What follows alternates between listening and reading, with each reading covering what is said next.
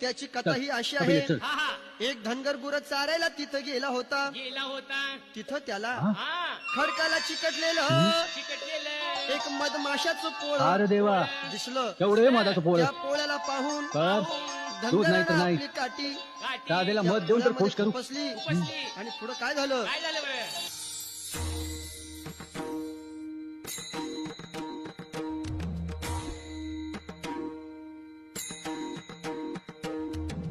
शेंदूर लागला त्या काठीला स्वयंभू मूर्तीला. आधीपासून होती देवी कळले सर्वांना.